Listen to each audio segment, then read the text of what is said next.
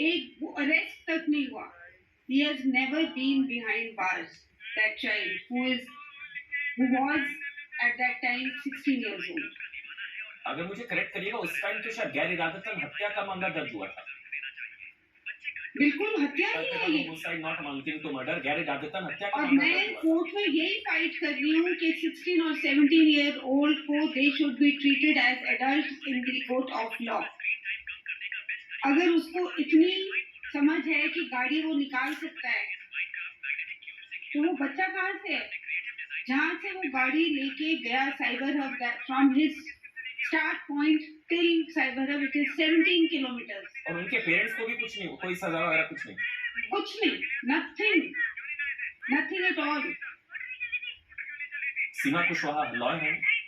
सीमा जी, क्या आप, कानून जो कहता है वो ठीक है, लेकिन इन लोगों को ये नाबालिग वाला डिस्काउंट मिलना चाहिए। जो सीरियल ऑफेंडर्स हैं, रिपीट ऑफेंडर्स हैं, मैं उनकी बात कर रहा हूँ। जैसे इस केस में 13 चालान, 9 ओवर स्पीडिंग के पहले से माँ बाप जो है ये सब कर रहे हैं। ये क्या कानून क्या कहता है और कैसे इतनी आसानी से बचकर निकल जाते हैं? सीमा जी। हाँ, देखिए डेफिनेटली इनको बिल्कुल भी रिलीफ नहीं, इवन की जुवेनाइल वाला तो बिल्कुल भी इनको रिलीफ नहीं मिलना चाहिए। लॉ क्लियर है।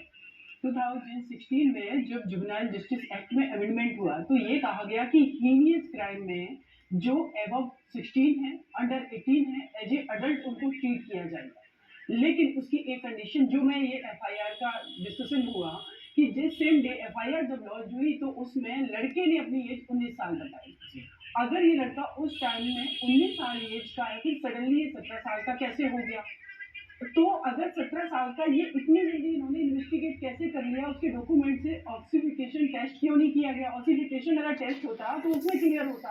और अगर इसमें 304 आईपीसी लगता, नॉट अमाउंटिंग टू मर्डर का केस, तो डेफिनेटली इस लड़के को एज ए अडल्ट ट्रीट किया जाता और ये आज जेल में होता।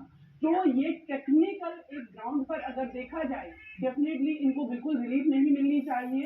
और अभी ये आपने कहा हीनियस क्राइम्स में नाबालिगों को बालिगों को बट ये हीनियस क्राइम्स की कैटेगरी में नहीं आएगा ना। ये तो लापरवाही, एक्सीडेंट 304 हीनियस क्राइम की कैटेगरी में है। 304 आईपीसी